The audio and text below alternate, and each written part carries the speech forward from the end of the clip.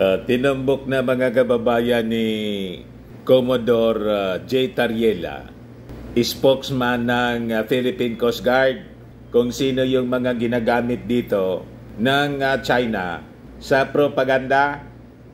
Sino niya, Mr. Maravillas? Ah!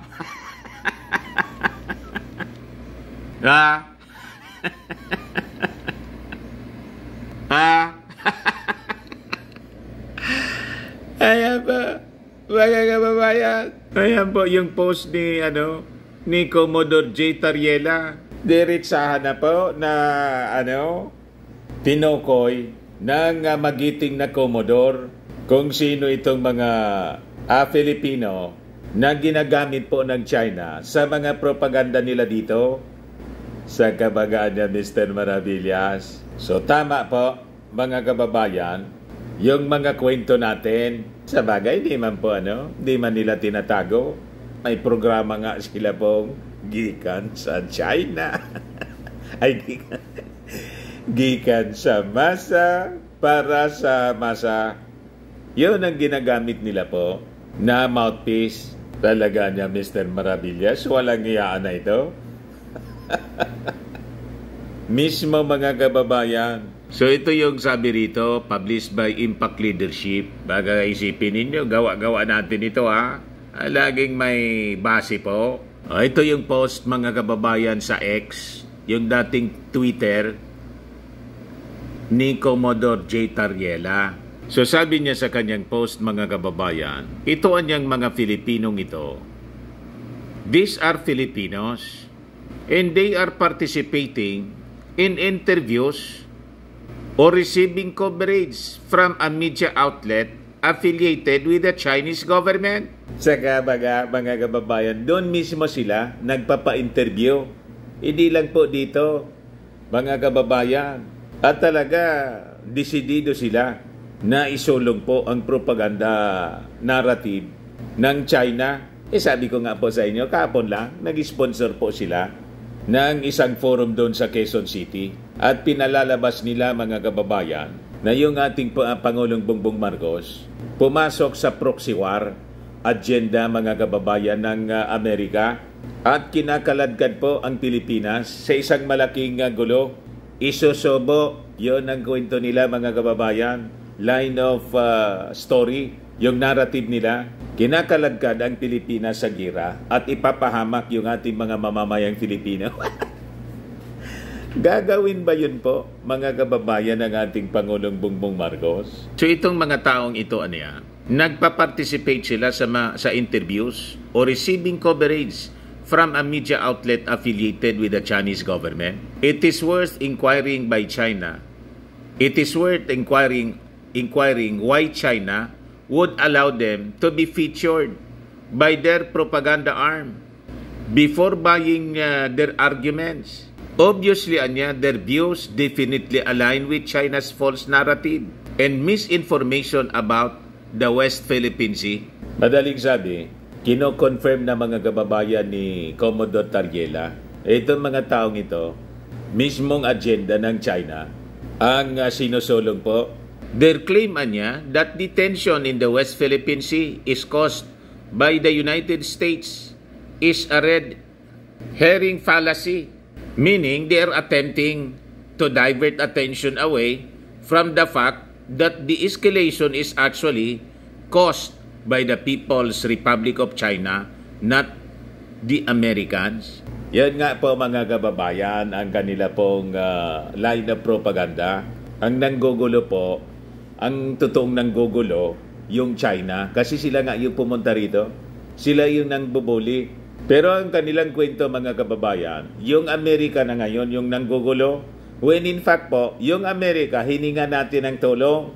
Kasi nga po, yung pakikipag-usap ng mga previous administrations, including the past administration, yung administrasyon mismo ni Digong, hindi po naging effective. Nakibag-barkada po nga ang previous administration, ganun pa rin. Kinakamkam nila.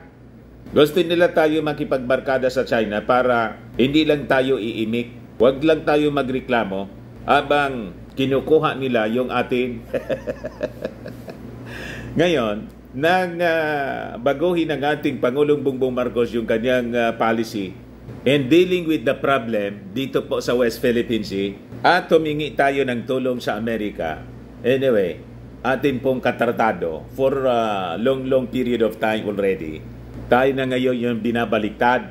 Ang kwento nila mga kababayan, yung Amerika yung nanggugulo. Sakto sa propaganda po ng China. Nang gustong mangyari, huwag lang tayong hihingi ng tulong habang tayo po ay pinagsasamantalahan nila.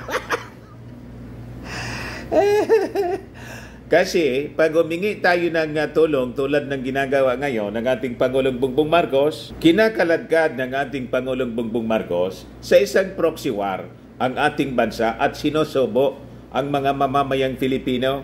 Ganon mga kababayan ang kwento ng mga propagandista ng China. At alam na ninyo, pinakita na yung mga muka kung sino-sino sila.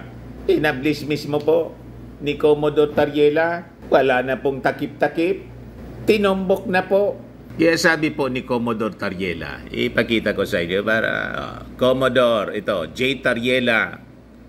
Ayan si Commodore Tariela yan So sabi niya po, it is important anya for us to remember that in the previous administration, there was a deliberate decision to distance ourselves from the U.S., even to the extent of not conducting balikatan exercises during his presidency. At hindi po, pati yung ating balikatan, which is an annual activity po with America, as we have a treaty, a defense treaty po, inabandon po ng previous administration. Yan ang sabi rito. To the extent of not conducting balikatan exercises during his presidency, despite efforts niya to establish closer ties with Xi Jinping, China has continued to harass Filipino fishermen, create difficulties in our resupply operations, and unlawfully encroach upon our exclusive economic zone. Ibig sabihin po, yung mga propaganda line nitong mga pro-China na noong panahon ng previous administration niya, naging tahimik dyan, hindi po totoo. Ganun pa rin, mga kababayan. Mas lumala nga po. Hindi nga lang nag-iingay kasi hindi ini-expose po. Walang coverage masyado yung media, mga kababayan. Kasi nga po, hindi po pumapalag yung previous administration, hinahayaan lang sila. Ganon.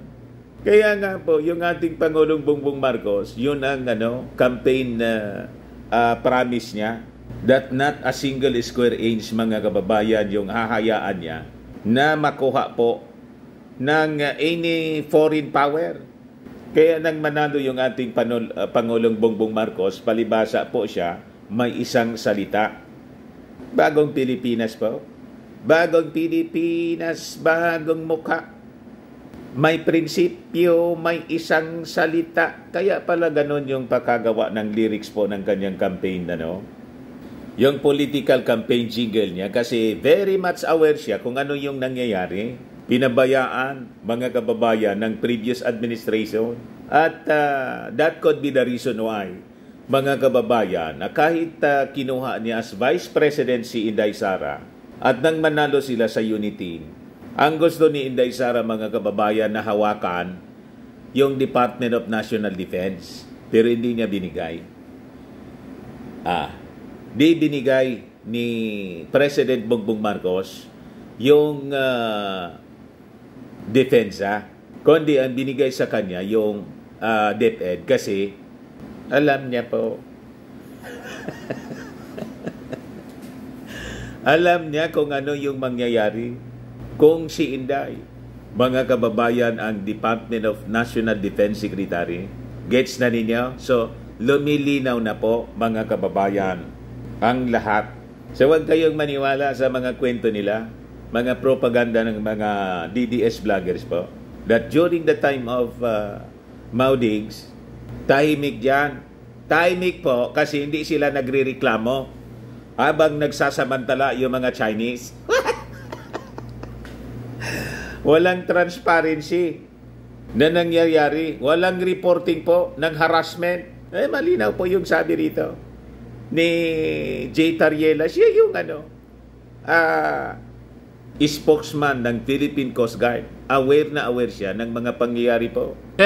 Despite efforts to establish closer ties with Xi Jinping, China has continued to harass Filipino fishermen, create difficulties in our resupply operations, and unlawfully encroach upon our EEZ. Anong sinasabi po ng kanilang mga minions dito? Ng mga propagandistang pro-China, mga DDS vloggers po, including itong si Harimau, taimikan niya noon. Kasi barkada natin yung China, hindi natin inaaway. That is false. Now, the question arises, are the Americans truly responsible for China's escalation of tension? Yan ang tanong po. Kasi yun po, mga kababayan, ang pinapakalat ng mga propagandista nila na ang kausa ng tension po sa West Philippine Sea, yung pagpasok ng mga Amerikano. Ang mga Amerikano, napakatagal na po rito. More than 50 years na nating katratado. Paano po, mga kababayan, dating may annual balikatan tayo. Nagka-tension dyan nang pumasok po sila. Napakalinaw po. Hindi dahil sa pagpasok ng Amerika. Kasi yung mga Amerikano, matagal na nating barkada. Matagal na nating Mutual Defense Treaty. Tahimik man po dito sa atin. At nang matanggal nga po, yung American bases po, doon sila nagsimula sa pag-abante po dyan. Kasi naman niya Mr. Maravilla, sila yung nasa likod ng mga movements noong panahon ni Marcos. Mismo po, sila yung nasa likod. Pareho nilang ideology, yung pinaglalaban. Sino pa man yung mga sigaw-sigaw noon laban sa presence ng American forces dito? Di ba sila? Ito po yung sinasabi ni Commodore J. Tariela. Ito pong media outlet na ang sabi po niya, affiliated with the Chinese government, Global Times. Pinifeature po si Mao Diggs. April 16, 2024. Sabi dyan, the Philippines has no quarrel with China and it's the US that is trying to push for a war. Former Philippine President Duterte warned, adding that Americans would die for Filipinos. Sakto po. Yan mismo yung sinabi po ni Mao Diggs. Sinisiraan niya, mga kababayan, yung mga Amerikano, na yung mga Amerikano niya, hindi man makikipaglaban yan para sa mga Filipino. Ibig sabihin, hindi irerespeto at linalagyanan niyang duda yung Mutual Defense Treaty. Nilalaso ng dating leader, mga kababayan mismo ng ating bansa, na yung mga sinasabi ni President Joe Biden at ng mga officials niya, si Austin, si Blinken, na ulit-ulit sinasabi na yung relasyon niya ng Pilipinas at ng Amerika with the Mutual Defense Treaty is ironclad. Yun ang gustong i-destroy, mga kababayan, sa propaganda nila. Tinataniman ng pagduda ang isipan ng mga mamamayang Filipino. Nilalason po nila para mag-withdraw ng support ang ating mga mamamayan sa ating Pangulong Bongbong Marcos na ang strategy para i-push back ang pagsasamantala ng China dito sa West Philippine Sea is to engage our allies. Number one, siyempre dyan yung Amerika. And siyempre yung Japan, Australia, at saka yung European countries. Yan ang tanong kay Mao Diggs, what about the Chinese? Ipaglalaban ba tayo ng mga Chinese? Lalong hindi po, kasi yung mga Chinese nang i-spy po nga dito sa atin at patuloy na piniperwisyo yung ating karagatan na nasa loob ng exclusive economic zone at binobomba tayo muntik ka nang madisgrasya. So lalo na yon kasi aggressor sila sa atin. Tama pa? So saan tayo kukuha ng saklolo sa patuloy na pagsasamantala ng China? So ang gustong mangyari ni Mao Diggs, manahimik lang tayo at yung kanyang pa-joke-joke na gawin na ninyo kaming province dito, yun ang gusto niyang mangyari. Kung joke yun sa kanya, sineryoso yun ng China ni Xi Jinping. Kaya nga na-involved din mga kababayan. Ang issue po dito sa West Philippine Sea is not a joking matter. Seryoso po siya kasi nakataya po dyan mga kababayan yung future ng ating mga mamamayang Filipino. The next generation po. Ito pa yung isa, mga kababayan, na assuming masyado, nakikipag-negotiate po doon sa China. Kinakausap niya daw. Feeling nila nasa poder pa sila ni Mao Diggs. Anong authority? Anong representation? Bakit ka makikipag-usap? Di ba? Wala po sila sa tamang pag-iisip. Wala silang mandato. Tapos na yung kanilang turno. Ang kanilang mandato galing sa mga mamamayang Filipino. Kaya ang dapat ginagawa nila, kung may hiya pa silang natitira, ay manahimik na sana. Kaya lang talaga hindi manahimik po. Kasi nga po, ginagamit sila ng China. Mismo nang si Commodore J. Tariela ang nagsasabi. Ito nga ang kini-question niya. Global Times, media outlet na affiliated po sa China. Sabi rito, Global Times News, it is misplaced belief that America will come to the Philippines assistance. Parehas po. Former Philippine presidential spokesman Harry Roque said, the issues between the Philippines and China are better resolved through negotiation and diplomacy rather than litigation. He added. 6 years kayo, di ba? O bakit hindi ninyo nagawa? Kumbaga yon ang pinakang effective na pamamaraan. Di ba lalong lumala? Lalong lumala po yung sitwasyon. Kaya nga binago po ng ating Pangulong Bongbong Marcos yung strategy kasi hindi siya effective. Yung pagbarkada lang tayo, makipag-usap, bilateral. Kasi nga po, weak country tayo. In any negotiation po, hindi ka man irerespeto if you are on the weak position. You negotiate with strength. Ganon po ang effective way ng pakikipag-negotiate. Kaya nga po, kinakamuti lang tayo ng China. O bakit sila ngayon, mga kababayan, natataranta? Si Xi Jinping natataranta ngayon. Bakit?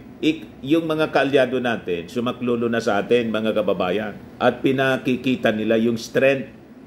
So nasa tamang direksyon po tayo na tinatahak. Kaya po, yung China ay natataranta, nagagalit po sila. So gumagamit sila ng mga tao para lasonin yung mga isipan ng ating mga mamamayang Filipino. Kasi ang ginagamit sa ating strategy is divide and conquer. Tama pa? Pag tayo pong palilin lang sa kanila, don't fall to their trap. And identified naman natin kung sino yung mga ginagamit nilang mga personalities. Huwag po tayong makikinig sa kanila. Ito pa yung isa, mga kababayan. Lahat ito nasa post ni Commodore Tariela. Sino ito? Si Malo Tikia. Ito yung laging ini-interview po sa kanilang istasyon, SMNI. Sige, propaganda po. At pag nagpa-survey po ito, lagi pong top si Inday.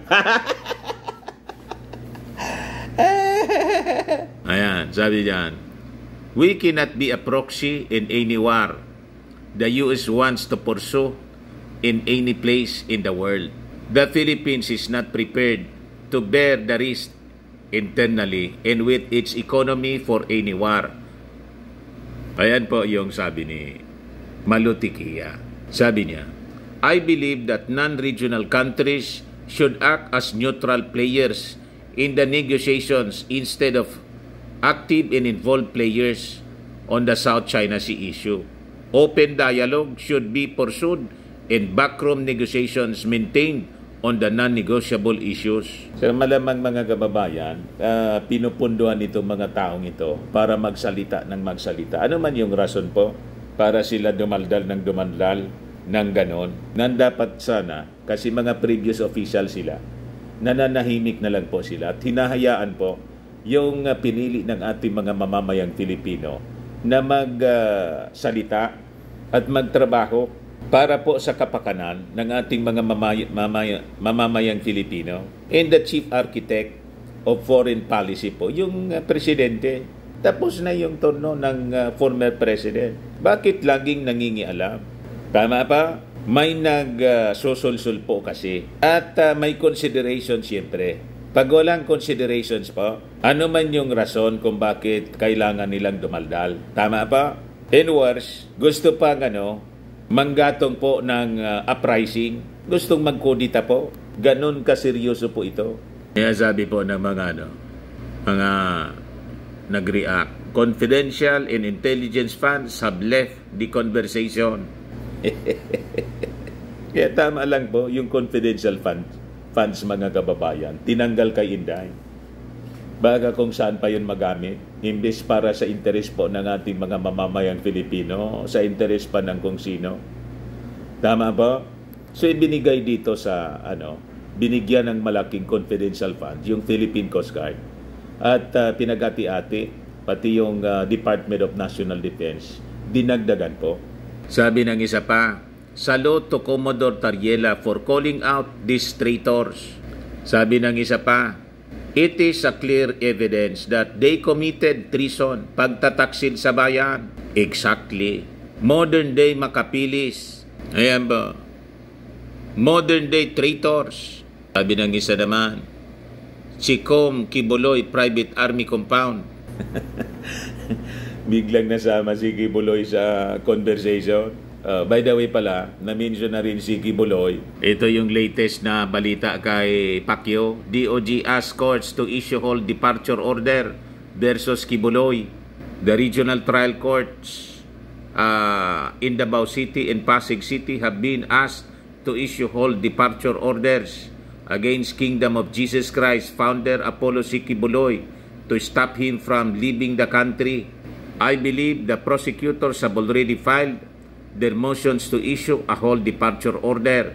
Sabi po ni DOJ Assistant Secretary Jose Dominic Clavano during a press briefing held in Malacanang kanina lang po. Sabi po ni Clavano, once you have a respondent or an accused that is a flight risk, especially given the resources that this person has, then the prosecutors are very diligent in making sure that that does not happen.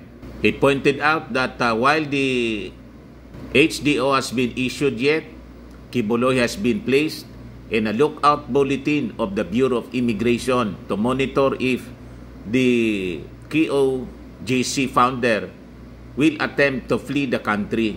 So far, he said, intelligence information received by the DOJ show that Kibuloy is still currently in the country. Hindi pa man daw nakakalabas ng bansa si Pacquiao. O ngayon, kahapon mga kababayan, doon sa forum sa Quezon City ng mga pro-China, kung saan nandun po si Harimau, sinasabi niya na hindi man tayo yung sinasabi niya rito, hindi man tayo sasakluluhan. Paano niya makasaklulo sa atin yung Amerika? Yung Amerika niya, pabankrupt na. Pero yung China na inaaway natin ni Bongbong Marcos, yan ang sabi po ni Harimau, mayaman na niya at maganda yung economy ng China. Yun ang linya ng propaganda. Maniwala man sa iyo, Harimau, yung economy ng China, pabagsak. Baliktad po.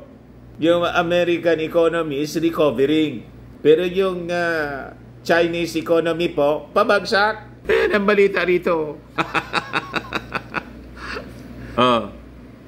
Philstar ngayon. Sabi diyan, economy ng China bumabagsak. Pag maniwala po kay Harimau. Ayan sa mensahe ni Chinese President Xi Jinping sa pagpasok ng taong 2024, inihayag niya ang mga problemang kinakaharap ng kanyang bansa sa ekonomiya. Anya nahirapan ng mga investors at dumarami ang mga mamamayan walang trabaho. Kita ninyo? Kaya gustong-gusto niyang makipagbarkada sa atin kasi dito, buwelo yung mga Chinese na makapagnegosyo sa atin at magsamantala dito sa West Philippine Sea. Kaya gusto nilang kontrolin lahat para maka-recover yung kanilang economy. Wala man sanang problema, yung territory lang nila, yung kanila lang parte. Huwag nang isama yung pati yung ating Ayungin Shoal po, gusto nilang kamkamin. Yung atin, dapat atin. Pag silang nangingialam, lalo pa ngayon, mga kababayan, because of the foreign policy ng ating Pangulo, ay laking impact sa kanilang economy po. Bakit? Yung mga investments nila rito, ayon, hindi na po ipinagpatuloy ng ating Pangulong Bongbong. Yung site ng ating Pangulo, investment galing sa Amerika, Australia, Japan, European Union. Yun na napag-usapan po doon sa Trilateral Summit. Kaya nga po, you can expect ng stream of investments dito po sa atin because of that Trilateral Summit. Kaya nagsiselos ng todo po yung China. Yung China ang pabagsak yung economy. Huwag kayong naniniwala sa kwento po ni Harimau. Yan ang ebidensya. Itong balita. Second largest economy ang China sa buong mundo pero tagilid ngayon ang kalagayan ng economy nito. Tinawag pa ni Xi na ang nararanasan ng China ay kritikal na yugto sa kaysaysayan nito. Tayong mga nagmamasid ang nakakaalam, labis na pinagkakagastusan ng China ang pagpapalakas ng military power nito, salip na gastusin ang salapi sa programang pagpapasigla ng kabuhayan. Ipinapakita nito ang kanyang tapang at kawalang galang sa soberenya ng ibang bansa na ang teritoryo nila ay tinatangkang kamkamin. Dapat nang palitan ng isang matinong leader, si Xi, na ang magiging konsentrasyon at mabuting diplomacy dahil ang pakikipagkaibigan sa ibang bansa ay makakatulong palakasin ang ekonomiya. Hindi po pakikipagkaibigan ang ginagawa ni Xi Jinping sa atin, kundi pagsasamantala. Nakikipagkaibigan siya, pero ang intention niya magsamantala sa atin. Hindi po hindi maaari ang ganon. O ngayon, what about yung American economy na sabi ni Harimau doon sa forum kahapon sa Quezon City, pabagsak? Ito ang latest po sa American economy. Report sa Yahoo Finance. Yan o. Friday, April 23. Yan o. The U.S. economy is still improving. While Assam strategists warn of peak growth, the U.S. economic recovery continues. On Thursday, the latest weekly data on initial jobless claims fell to another pandemic-era low of 547,000. This data beat Wall Street expectations and marked another improvement in what has been, to this point, the most stubbornly negative economic data point during the crisis. So sabi dyan, and when looking at broad signals on the state of the U.S. economy, we continue to see data improving even as some strategists warn of peak growth and a more challenging time ahead for investors. Nakita ninyo? Kaya yung sabi ni Harimau na bakit daw tayo kumikiling sa China o sa Amerika, ipabagsak na yung economy niya ng Amerika, paano niya yung susuporta sa atin? Ayan siya mga kababayan, no? No to proxy war. No to US BBM proxy war. Ayan, may mga naoto din, no? May mga nagsasabi niya, no? No to proxy war. Diyan niya mga kababayan sinabi na yung Amerika daw, hindi man sasakloloan niya yan sa atin. Unang-una, pabankrupt na niya yung economy ng Amerika. Yung China niya, maganda yung economy.